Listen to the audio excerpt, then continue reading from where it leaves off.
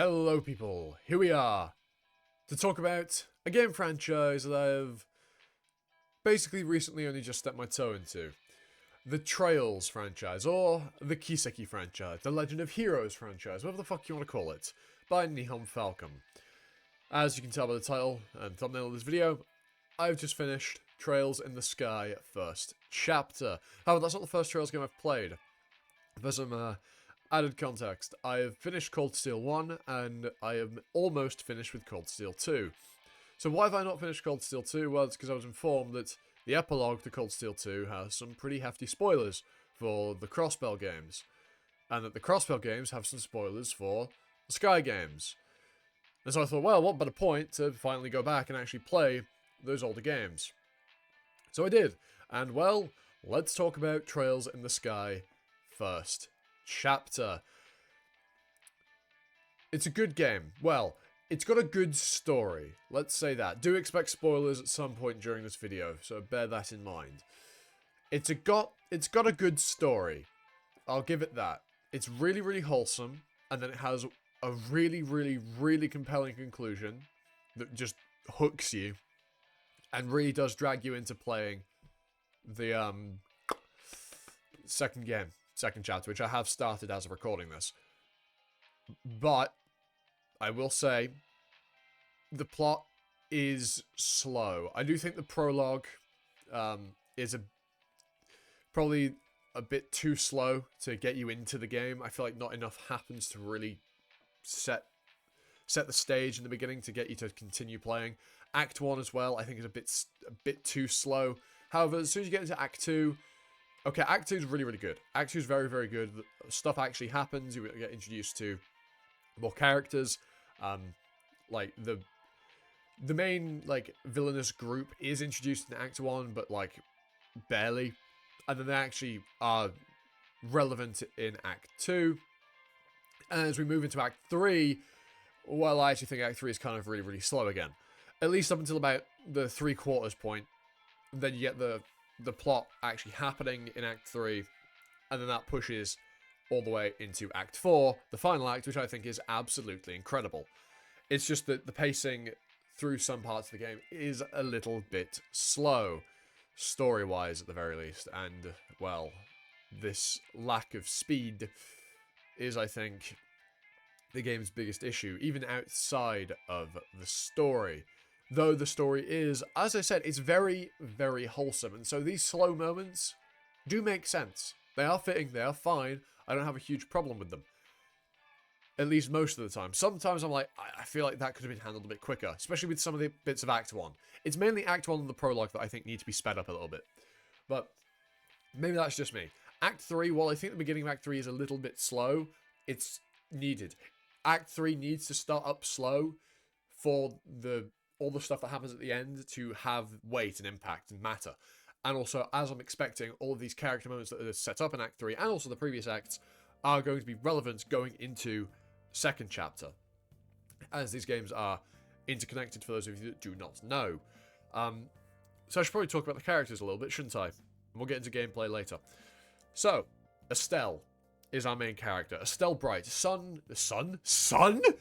Jesus, daughter of the esteemed Cassius Bright. Bracer. She's also a Bracer. Bracers are, for all intents and purposes, basically like adventurers with a little bit of authority around the world, but not enough that they can supersede the government, as is part of their agreement with governments of different nations, hence why Bracers are able to operate in nations across the world. One thing I will say with the Trails series in general, the world building is incredible. The world building is really, really well done.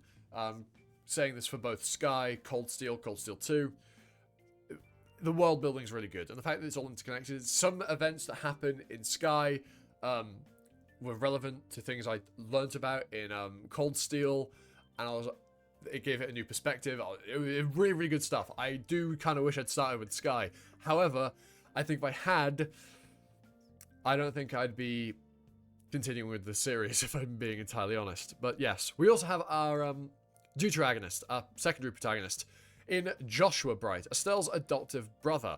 And he is an interesting fellow, mysterious, background unknown, and that is very, very important to our big reveal at the end that is so, so compelling. And basically the plot of the game is their journey around the nation of Leburl to get... So they've just become junior bracers, and to become senior bracers, full-fledged bracers with, you know, all of the bells and whistles, they have to go around the country and receive a recommendation from each of the, provinces? Yeah, provinces, I think is the correct term, of Leburl being, what the fuck is... Where do they start? They don't start in Rouen. Rouen is in Act 2.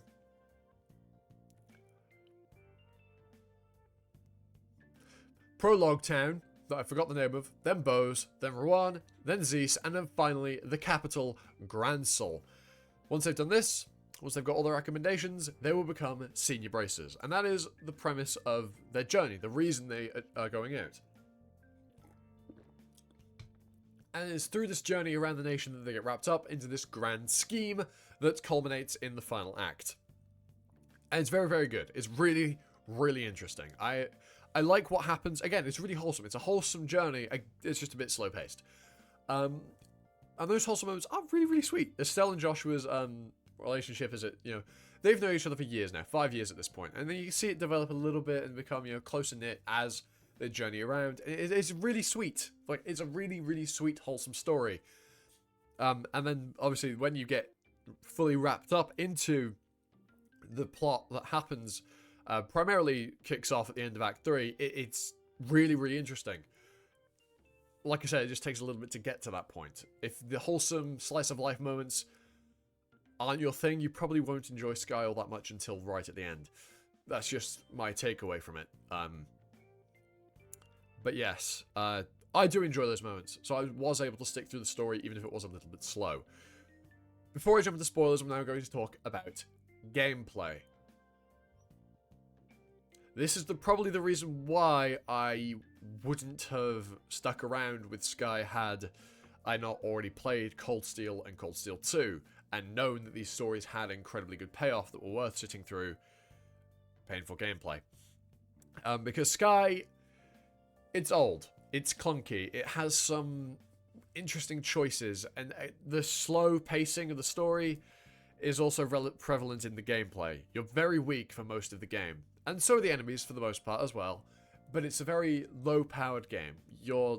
And the combat is slow. Taking out multiple, large group of enemies early game is tedious. It's grueling. And even to some of the points in the late game, it can be quite obnoxious to deal with a large group of enemies, especially in the last dungeon where they just have fuckloads of health out of nowhere. But the combat is a little bit janky. Especially certain bosses. I'm looking at you, final boss, you fucker. Probably the only fight I found genuinely difficult was the final boss. But I won't talk about that here.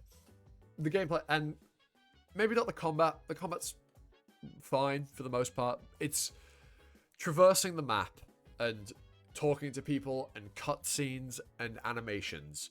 They're just slow. I feel like... But if you play in turbo mode, the pacing of all of this stuff is fine, but obviously then it all looks rushed, because things are paced around the fact that they're slow, and you've got to get a disconnect. It's either you play at turbo and you get through things at a reasonable pace, or you're there for 800 years. It's your choice. I managed to beat Sky First Chapter in 55 hours, at least according to the in-game time. I think 40-something according to Steam's timer, so I don't really know where the rest of those hours went, but... Hey, there we are. Yeah, I don't know how I feel about the clunkiness of the gameplay. I think had Sky First been my first game, not Cold Steel, I probably wouldn't have been able to slog through it, if I'm being honest. However, having played Cold Steel and almost finished Cold Steel 2, I knew that Sky would be absolutely worth persevering through that. And having touched Sky First already, Sky First is already first. Sky Second Chapter gameplay-wise, for all of those things I've just mentioned, is already a significant step up in terms of quality and being less clunky and all of that. The plot's also faster, but we'll talk about Sky Second when I eventually beat it, because I will do a small video series on this. As I'm doing Sky First Chapter now, when I beat Sky Second, we'll do that. Third, then Zero, then Azure, and then after I beat Azure, I'll probably do a video briefly covering my thoughts on Cold Steel 1 and 2 together when I beat Cold Steel 2, and so on and so on and so on. You know, we'll do something akin to that. But yes, let's talk about spoilers now, shall we? Yeah, the big reveal at the end. What really, really hooks you in, and the general scheme, the plot, the conspiracy that occurs toward, you know, that's slowly being introduced throughout, very, very slowly introduced through Acts 1 and 2, but then really kicks off at the end of Act 3. So, the coup d'etat, overthrowing the government. By government, I mean Queen. Because the Bell is a monarchy. Although it does have, you know, the provinces that all have their own local governance with their mayors. This coup is really well set up. It's slow, but it's really well set up when you actually get to the payoff. Especially Act 3. Act 3 is really where it's good. Because Act 3, lots of stuff happens, it's really engaging. You know, it's boom, boom, boom, boom, boom, which is a really, really nice, refreshing change of pace to how things were prior. And you're introduced to this mysterious group. These black-clad soldiers, they're in black armor. And the mysterious, their leader, as it were, the second lieutenant, who has red trimming on his armor, as opposed to the typical grey that the other soldiers have. And you find them a couple times throughout the story. You know, they're clearly, you meet them, well, you're first introduced to them in Act 1. Although you don't really know who they are. You just see these black-clad soldiers on a boat talking to the sky bandits that you're pursuing in Act 1. And it seems that there's some connection to them and the mysterious goings-on that changed the Sky Bandits leader and made him weird and different. Although, not that he remembers any of that after you defeat him. Suspicious. Intriguing. Then you go into Act 2, where you're in Rouen, and you're introduced to them again. An orphanage burns down. Luckily, there are no fatalities. A mysterious silver-haired man manages to save them. We'll get onto him later. However, as you progress through the story, you find out that it's related to these black-clad soldiers. They're the ones that did it, because they were hired by the mayor of the region.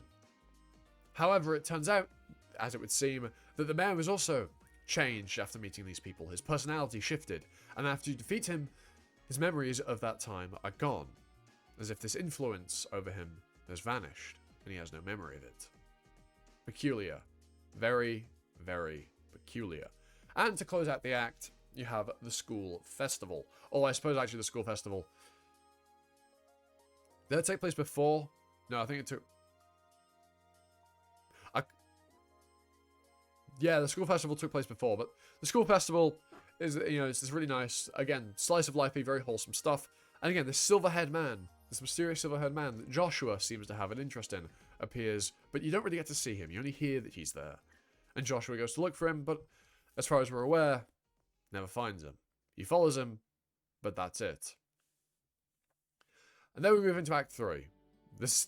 The technologically advanced city of Zeus, where, you know, there's loads of stuff going on. You're introduced to Taita and Professor Russell and the mysterious black orbment that you were introduced to in Act 1. Which, at the end of Act 1, I think it was? Yeah, I think so. But yes, then you do some research and you find out about this orbment shutdown phenomenon. This black orbment can shut down... It's basically like a big EMP. And for me, I was like... I thought that was a huge reveal. The implications of this thing being able to shut down orbital technology just like that, like a chain reaction, is huge. This orbment, the gospel, as we find out it's later called, just being able to shut stuff down is crazy. It's an incredible piece of kit that is terrifying. It's an artifact as well, so it's like, why was this made? Well, it's because it was made by the presumably ancient Zemurian population. And the civilization of them, I suppose, is the correct word. But anyway, Act 3 continues, and then this black orbment is the reason why these black-clad soldiers attack the central factory in Zeus, kidnap the professor, and, well, it's your job to go save him.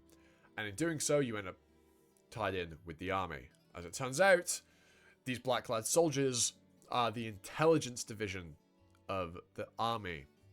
And they are the ones who've been doing all of this weird manipulation behind the scenes, causing all of these weird events.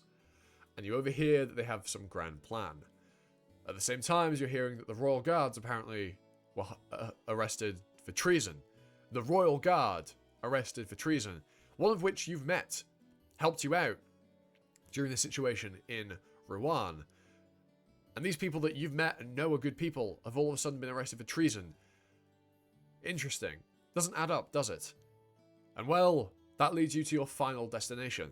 After rescuing the Professor and unfortunately losing the Black Ornament, you head to Gransel, where things get real. After a little bit of a tournament arc, you enter, well, the final stages of the game. The coup is in full swing. Basically, the Queen is imprisoned, her daughter, the Princess, is imprisoned. A new monarch is about to be put in place. However, you do put a stop to this. You rescue the Princess, you infiltrate the castle, you free the Queen, you fight the mysterious white-haired man, as it revealed he was the leader of the second lieutenant of the intelligence division, the one with the mysterious red trimming. He's strong as fuck, by the way. His fight was really, really, really good. The fight against him was so good. Probably the most fun fights in the game. The fight against Lawrence was so fun. Genuinely, that was the highlight fight of the game. The combat there, brilliant. That was such a good fight. Way more engaging and entertaining than the fights that happened in the last dungeon. Anyway, that last dungeon, you fight the leader of the intelligence division, Richard. He's a misguided man. Also seems like he's been under some sort of influence, as he can't quite remember certain details as to why this coup came to his mind, why he knows that this mysterious dungeon is underneath the royal palace, what the aureole is. I'm deliberately leaving out some details so you're not overly spoiled if you do choose to play these games at some point. What the gospel is and how he knows that it will get him to the aureole. He doesn't know why he knows these things or why he chose to do a coup d'etat. They just appeared in his mind one day, as far as he's aware. It seems that the intelligence division were misguided after all. They did some terrible things, but it would appear that there was an influence over them. And it seems that this mysterious silver-haired man has a greater connection to it, as I'll get into in just a little bit. I told you I'd get back to him. But yes, in fact, I'll do it now, actually. In fact, no, we'll do it a bit further, a little bit later. And so you stop the coup d'etat and you fight this giant fucking robot after you've beat Richard. Reverie, it's called. Fuck it. Fuck that pile of shit. Fuck that scrap metal. I hate that I had to fight it 4 times because this game is a little bit unstable and did close on me when I decided to tab out to go, I tabbed out to go get a glass of water, came back, tabbed in, and the game bloody closed before I could save after the fight. And I didn't have an autosave. So I had to redo that fight. And then it happened again. And again. I did that fight 4 fucking times. Tedious. But by the 4th time, I knew how that fight worked. It was my bitch by the 4th time I fought it. Didn't get a single KO on me, aside from the ones it's guaranteed to get using that one skill it uses. Because it has an attack that just insta-kills. Which is fun. Fuck Reverie. Fuck that thing. Fuck it. That goddamn robot. I hate it. Despise it with a passion. But nonetheless, it is what it is. And with that, there is no more gameplay, no more combat. Just some cutscenes to enjoy as you sit down in a rest area. I suppose there are some characters I've skimmed over in this little brief summary. Like the Erebonian, what's the word? The man from Erebonia. I forgot the actual correct term for what he is, but well, obviously I know who he is because I played Cold Steel, but a man named Olivier, as we're told he's called, Lenheim, the mysterious blonde man from Erebonia, a wandering magician and a debaucherous fellow. If you know, you know, and well, he is, and he's a great character. He's very enjoyable, and well, he's obviously a great asset during our adventures around Laval, but he's important for a different topic. Anyway, we have our little rest, and Estelle tries to bring up the courage to confess how she feels to Joshua, and heads off to go get some ice cream. And in this moment, a man we've seen throughout the game, a man who I've deliberately left out because, well, he doesn't seem all that important throughout the game, but he comes up to you, and Joshua talks to him, as always, because, well, he's just a guy. And then there is the reveal. This mysterious man who you've seen throughout the game, unbeknownst to us all, this harmless looking fellow snaps his fingers. And with it, Joshua's memories come back. The entire game, Joshua has not had all of his memories. In fact, he's lost memories of things he's done during the time we've played the game. Yes, he has been under the influence of this mysterious organization that has been puppeteering puppeteering events all game. In fact, not just all game, even before the game began. This mysterious magician, Wiseman the Faceless, an Anguis of Ouroboros, if I believe. Or no, yeah, he's an Anguis, not an enforcer, if I remember. Yes. This is huge. Knowing who Ouroboros are from having played Cold Steel, this was wild. This was wild. And finding out that Joshua was connected to them as well, insane. But yes, Joshua gets his memories back. And this is what leads us to the final conflict and closing moments of Trails in the Sky, first chapter. But yes, Wiseman leaves Joshua with some closing words, telling him that if he really wants, he can leave Ouroboros forever. They'll leave him be.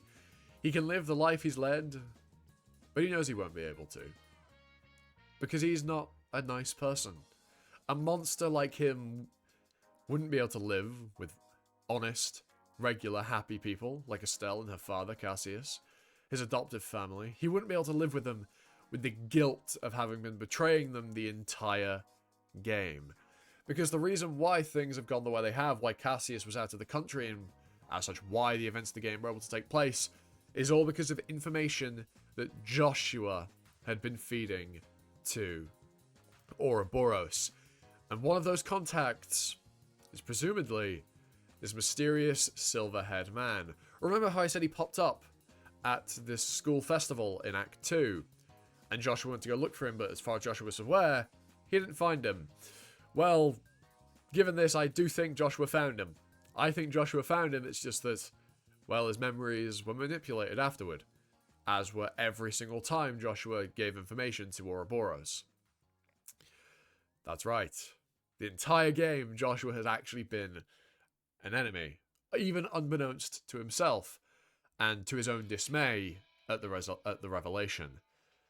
This leads to the final conclusion in Gransel Castle, on the rooftop garden.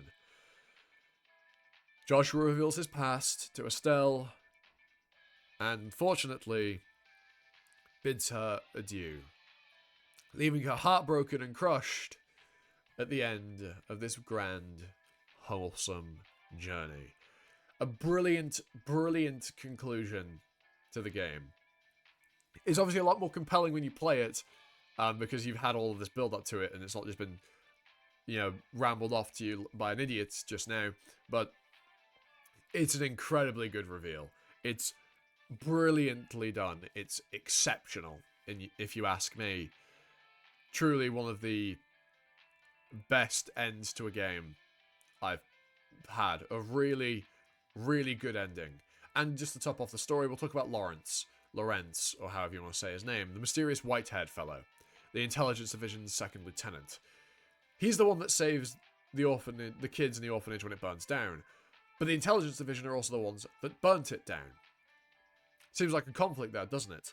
Well, given that we know he is heavily connected to Ouroboros and through Joshua's past, I believe in a little bit of the thing we see in the ending MV that teases Sky the Second.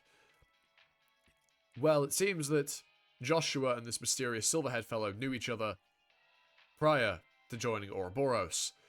And it seems that whatever broke Joshua in the past that led him to falling into the hands of Wiseman the Faceless is connected to this white-haired fellow, Lawrence. And it seems like, well, he's not complete scum. He has some morals. He's not evil, inherently. As is Ouroboros in general. They're not utter evil. They have a grand plan that's been in the works for God knows how long, but they're not inherently evil. They're just scheming and conniving. And Lawrence is really interesting in representing that. He will do what needs to be done, however, he won't just let innocent people just die for no reason, as we see with the orphanage. It seems that he has, something played on his conscience to help them, despite being a part of the group that caused that tragedy. But yes, really, really good game. Really, really good story overall. Just a bit slow-paced with some clunky, slow-paced gameplay as well. I really enjoyed Sky the First. Its problems are there, they're very much apparent, but it's definitely worth pushing through.